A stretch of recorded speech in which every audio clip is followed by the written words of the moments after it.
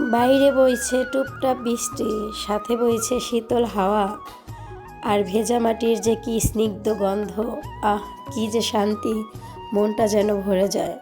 আর সাথে যদি হয়ে যায় খিচুড়ি, কেমন হয় বন্ধুরা? চলো শুরু করি। হ্যালো, আসসালামু আলাইকুম, welcome back to my channel. কেমন আছেন সবাই বন্ধুরা? আলহামদুলিল্লাহ আমি ভালো আছি। আজকে রান্না করব চিকেন আর সবজি খিচুড়ি। তো এখানে আমি সবজিগুলো সবগুলো কেটে নিয়েছি। এখানে নিয়েছি আলু, কহি, টমেটো, আর এখানে নিয়েছি পটল আর মূলা, বটবটি, বেগুন। তো আমার বাসায় যা যা উপকরণ ছিল আমি তাই নিয়েছি। এর মধ্যে কিন্তু আর অনেকগুলো সবজি অ্যাড করা যাবে, তবে আমার বাসায় যা ছিল আমি তাই নিয়েছি। এখানে কুচি করে নিয়েছি পেঁয়াজ, কাঁচামরিচ, ডাল, আদা রসুন পেস্ট, জিরা পেস্ট, আর এখানে কিছু চিকেন আর পোলার চাল। এখন আমি রান্নাটা বসিয়ে দেব। এখন আমি এখানে কড়াই বসিয়ে তেল দিয়ে দিচ্ছি। তেলটা একটু গরম হয়ে আসলে দিয়ে দেব সবজিগুলো। আমি একে করে সবগুলো সবজি ভেজে নেব। তো ভেজে নেওয়ার জন্য আমি তেল গরম অবধি ওয়েট করছি। তো আমার তেলটা গরম হয়ে গেছে। এখন আমি এক এক করে সবগুলো সবজি ভেজে নেব। প্রথম দিয়ে দিচ্ছি আলু।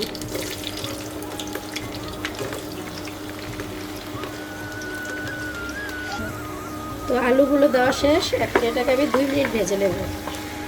আলুগুলো 2 মিনিট ভাজা হয়ে গেলে দিয়ে দেবো আমি আরেকটা সবজি। এখন দিয়ে দিচ্ছি কেটে রাখা মূলা। আমার ঘরে যা যা উপকরণ ছিল আমি কিন্তু তাই দিয়েছি। আপনারা চাইলে এখানে আর অনেক সবজি অ্যাড করতে পারবেন, চাইলে 2-1টা সবজি মানে বাদ দিয়েও দিতে পারেন। তো এখন মূলাটা আর আলুটাও একসাথে আর 2 মিনিট ভেজে নেব।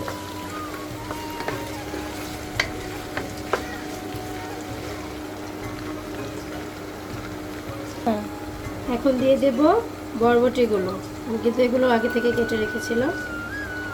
তো বরবটিগুলো দিয়েও আমি 2 মিনিট ভেজে নেব। ভেজে না নিলেও কিন্তু সবজিটা সুন্দরভাবে রান্না করা যায়, কিন্তু আমার মনে হয় যে ভেজে নিলে সেই সবজিটা খেতে কিন্তু আরও টেস্টি আর সুস্বাদু হয়। তাই আমি সবজিগুলো এক এক করে সবই ভেজে নিচ্ছি। এখন দিয়ে দেব পটল।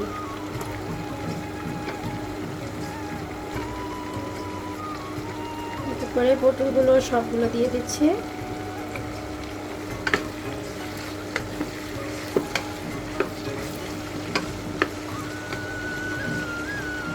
আর দিয়ে দিচ্ছি পোহে। আমি বারবার বলে দিচ্ছি, আমার বাসায় যে সবজিগুলো দিচ্ছে আমি কিন্তু শুধুমাত্র ওগুলো দিচ্ছি। আপনারা চাইলে কিছু সবজি স্কিপ করতে পারেন, আবার কিছু অ্যাড করতে পারেন। যেহেতু চিকেন সবজি খিচুড়ি, আমি যা যা সবজি ছিল তাই দিয়ে দিয়েছি।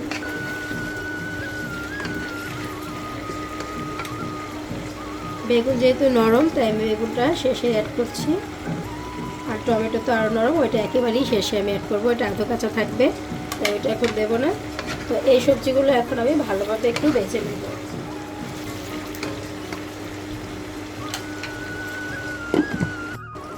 তো 2 মিনিট জাল করার পরে দেখছি আমার সবজিটা কিন্তু আধো কাঁচা হয়ে এসেছে। এখন একটু আমি নামিয়ে নেব। তো নামিয়ে নেওয়ার আগে যে টমেটোটা রেখে দিয়েছিলাম সেটা দিয়ে দিচ্ছি। সবগুলো সবজি কিন্তু এখন নামিয়ে নিলে আধো কাঁচা থাকবে, আর আধো কাঁচা সবজিটা খিচুড়ি দিলে একটু শক্ত শক্ত হবে এবং আঠালো ভাবও আসবে। আর যদি বেশি সবজিটা ভেজে নেই তাহলে কিন্তু গলে যাবে খিচুড়ি দিলে।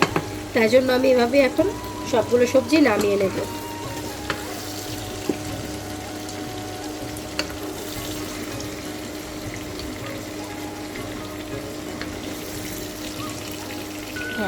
আমি তেলগুলো একটু ছেঁকে নেওয়ার জন্য আমি এই চামিচটা ইউজ করলাম। এতে করে তেলটা কিন্তু থেকে যাবে, না হলে সবজির সাথে তেলটা উঠে যাবে। তাই আমি এই চামিচটা ইউজ করলাম। তো এক এক করে আমি কিন্তু সবগুলো সবজি এখন নামিয়ে নিচ্ছি।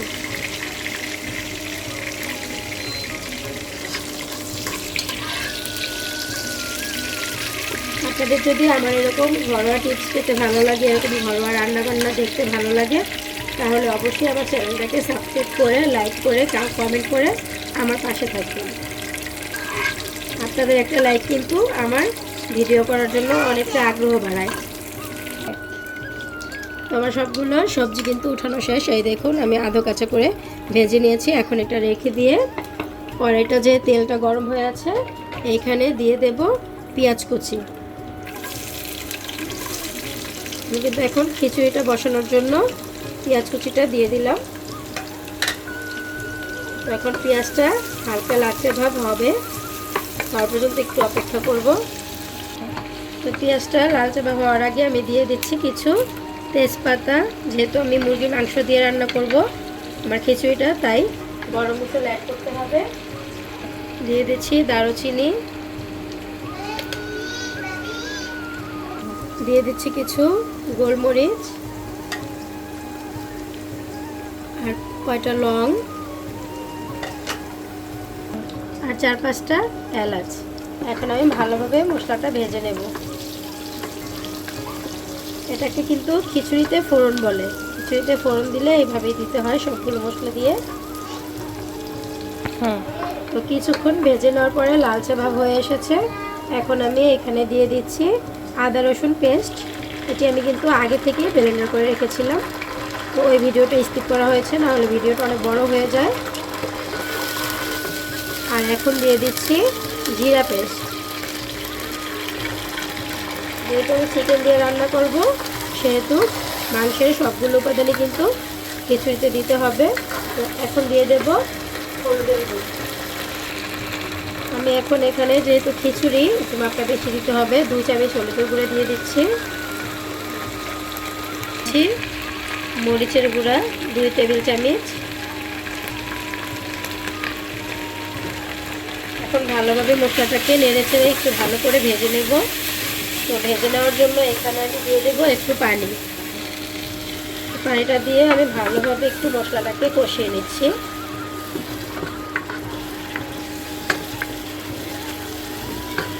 এখন ভালোভাবে মশলাটা কষিয়ে নেব। আর এখানে নিয়ে নিয়েছিলাম আমি 1 পট পোলার চাল, আর এখানে নিয়েছি আধা মগ ডাল। তো এখানে কিন্তু আপনারা আরও 2-3 আইটেমের ডালও ইউজ করতে পারবেন। আমি যেহেতু ঘরোয়া উপাদান দিয়ে রান্না করছি, সেহেতু আমার মসুরি ডাল আর পোলার চালটাই ছিল। তো এখন এটাকে আমি ভালোভাবে যে পর্যন্ত সাদা পানি বের না হবে ওই পর্যন্ত ধুয়ে নেব কষলিয়ে কষলিয়ে। তো অনেকে কিন্তু মানে পরিষ্কার দেখে ভালোভাবে না ধুয়ে রান্না করে, সেটাতে কিন্তু মানে খিচুড়ির সাথে ডাল একটা সাথে একটা লেগে যায়। তো আপনারা খেয়াল রাখবেন যে ভালোভাবে চাল আর ডালটা ধুয়ে নিলে কিন্তু খিচুড়ি রান্নাটা আরও সুন্দর হবে, ঝরঝরে হবে। তো আমি খিচুড়ির জন্য ভালোভাবে ডাল আর চালটাকে ধুয়ে নিচ্ছি। তো আমার চাল আর ডালটা ধোয়া শেষ। এখন এটা 5 মিনিটের জন্য আমি রেখে দেব। একটু ভিজানো থাকলে কিন্তু ভালো হয়। আর এখানে আমার চিকেনগুলো আমি ধুয়ে রেখেছিলাম, যেহেতু রান্না করব আর একটু ভালোভাবে আমি ধুয়ে নিই চিকেনগুলো।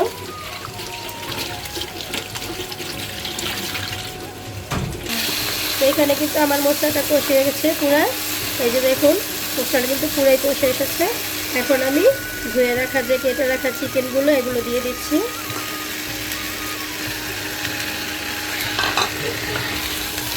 এখন আমি চিকেনটার সাথে মশলাটা ভালোভাবে মাখিয়ে নিচ্ছি। ভালোভাবে মাখানোর পরে এটাকে এখন 5 মিনিট জাল করে মাংসটাকে সিদ্ধ করে নেব। তো এখানে মাংসটা কিন্তু লেগে যাচ্ছে, কারণ মশলাটা পুড়ে যাচ্ছে প্রায়। এখানে একটু পানি দিয়ে মাংসটা কষাতে হবে, তাই একটু পানি দিয়ে দিলাম। এখন মাংসটা কষে আসলে তারপর আমি বাকি উপকরণগুলো খিচুড়ির জন্য অ্যাড করব। ততক্ষণে আমরা 2 মিনিটের জন্য ঢেকে দিলাম। তো 2 মিনিট জাল করা শেষ। এই তো আমার চিকেনটা যেহেতু ফার্মের মুরগির, বেশিক্ষণ জাল দেওয়ার কোনো প্রয়োজন নেই, এগুলো কিন্তু এমনিতেই নরম হয়ে যায়। তো আমি কিন্তু লবণ অ্যাড করিনি। এখন আমি দিয়ে দিচ্ছি খিচুড়ির জন্য পরিমাণ মতো লবণ। তো লবণটা একটু বেশি পরিমাণ দিয়ে দিচ্ছি, যাতে চালের মধ্যে আর না দিলেও হয়ে যায়। এখন আমি ভালোভাবে আরেকবার কষিয়ে নেব।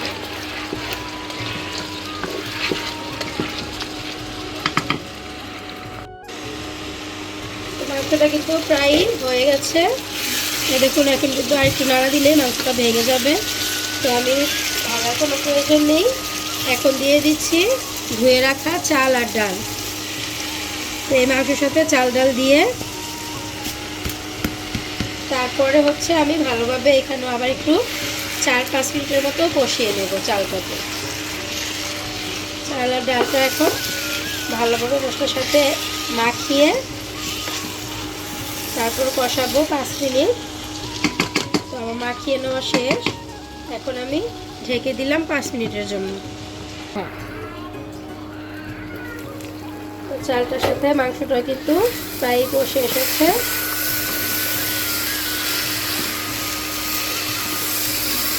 এখন এখানে অ্যাড করতে হবে পরিমাণ মতো পানি। তো পানিটাকে আমি দেওয়ার আগে একটু গরম করে নেব। তো এখানে 1.5 পট চাল, ডাল আর চাল হচ্ছে 1.5 পট, এখানে দিয়ে দিলাম 3 পট পানি। তো পানিটা এখন একটু গরম হয়ে গেলে ফুটন্ত পানিটা আমি দিয়ে দেবো খিচুড়ির মধ্যে। তো আমার পানি কিন্তু গরম হয়ে গেছে। এখন এটাকে নামিয়ে আমি চুলায় বসিয়ে দিলাম সেই খিচুড়ির পাতিলটা। এটা কিন্তু ঠান্ডা হয়নি এখনো, ঠান্ডা হওয়ার আগেই পানিটা আমার গরম হয়ে গেছে। তো এখন আমি ফুটন্ত গরম পানিটা ঢেলে দিচ্ছি। এখানে 1.5 পট চালে 3 পট পানি আমি মেপে তারপর কিন্তু গরম করেছি। পানির পরিমাণটা যদি বেশি হয় তাহলে কিন্তু খিচুড়িটা লেটকা হয়ে যাবে বেশি। আর এখানে এইভাবে পানি যদি পরিমাণ মতো করে দেওয়া যায় তাহলে কিন্তু খিচুড়িটা ভুনা ভুনা মাখো হবে। তো এই যে ফুটন্ত পানি দেওয়ার জন্য কিন্তু খিচুড়িটা এখন উতরে এসেছে। আর এখন আমি এর মধ্যে অ্যাড করব আমার ভেজে রাখা যেই সবজিগুলো ছিল ওগুলা।